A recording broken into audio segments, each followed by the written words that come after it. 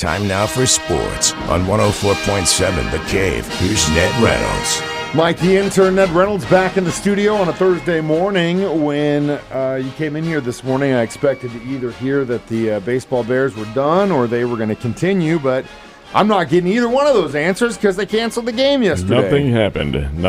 No, they canceled. They postponed it. Postponed, yeah. Well, for the day they canceled. And it was understandable. It had nothing to do with the weather. It was a starting time, which would have been after 10:30 last night. They said, hey, this is way too late to play. So it has been rescheduled for 11 o'clock this morning. That's when they'll play. And the Bears will play Illinois State, 11 o'clock. If the Bears win, then they play at 11 a.m. tomorrow. If the Bears lose, and they play at 3 o'clock again this afternoon. This really has to be tremendously frustrating for Missouri State. They have not played a game, Mike, for 1 week. Yeah, it's been a minute. Week today. The last one they played was Murray State over in Murray, Kentucky. Lost that game 16-5. That's why they had the share of the conference championship.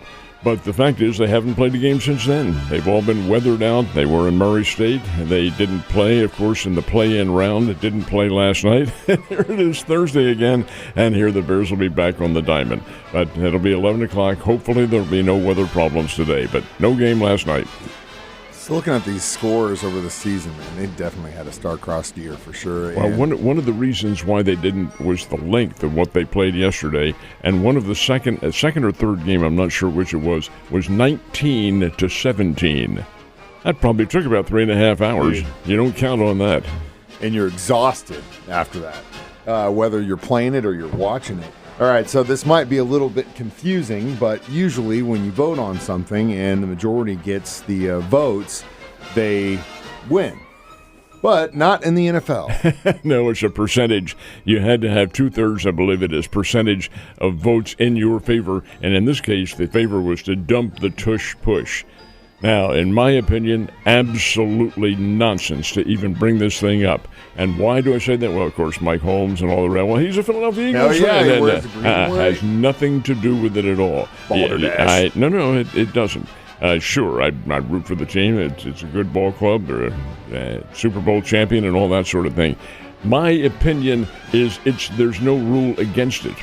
And you want to establish a rule because you can't stop something that another team, well, then get better and stop it. It's the same thing in Major League Baseball with the shift. Why did you move the shift around? Well, because teams were learning to compensate for it. Well, you learn to battle back and hit to the opposite field. You don't come up with a new rule just to ban something. I thought it was total nonsense, and I'm glad it stayed. And I'm sure the Philadelphia Eagles are glad that it stayed, but the fact of the matter remains it should never have come up in the first place.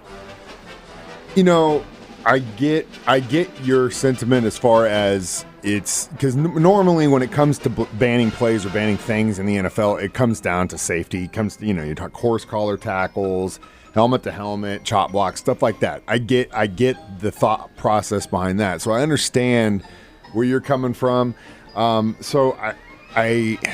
It's tough. It's a toughie because there's really no situation in that tush push where someone's going to get really hurt. You're not going fast. Everyone's going down. No evidence that it ever happened, so there's no reason to have even brought it up other than the fact, well, we can't stop it. Well, learn to stop it. Well, I'm just telling you right now, I feel a little bit of sickness inside of me agreeing with the Philadelphia Eagles fan about anything. But you know what? We'll just move on so I don't have to feel sick anymore. All right, NBA playoffs, where are we at?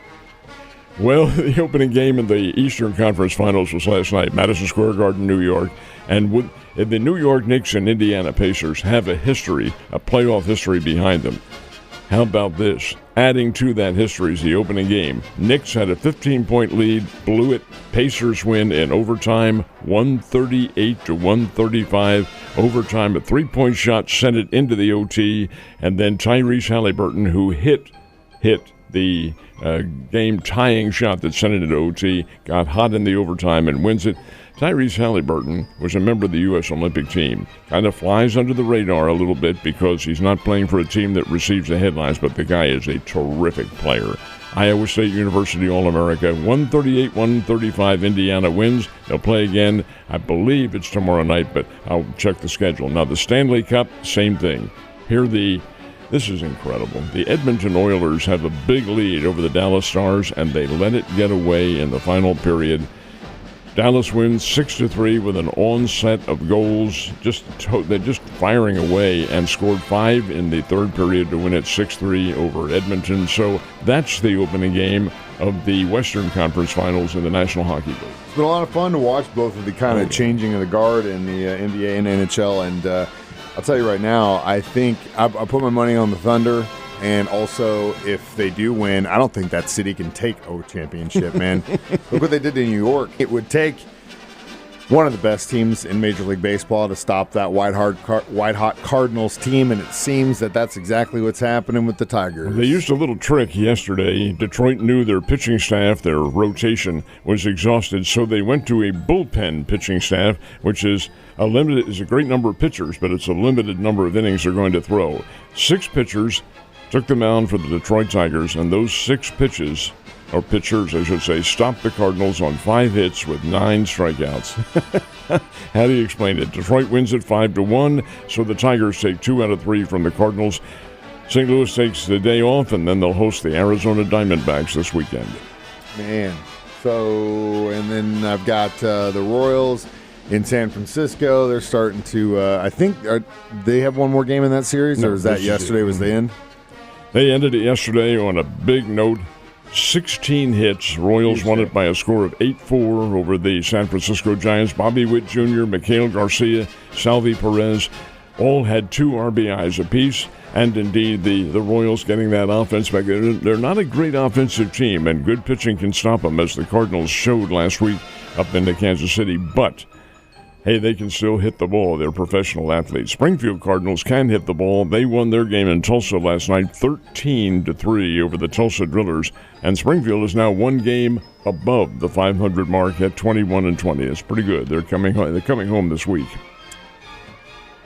We had some district play yesterday, didn't we? The districts in 5 and 6, 4, 5, and 6 opened up yesterday, and then some of the other smaller schools concluded theirs. But games here in town. There are 2 districts here in town. Class 5 is at Central's Field, which is up just a little bit to the east of the Cooper Tennis Complex. Willard, the top seed, blasted Parkview 13-3. Marshfield, the 2nd seed, defeated Hillcrest by a score of 14-3. West Plains over Bolivar 2-1, and Catholic defeated Springfield Central 8-2. Now the other one of the districts is Class 6, and that is going on out at Glendale High School.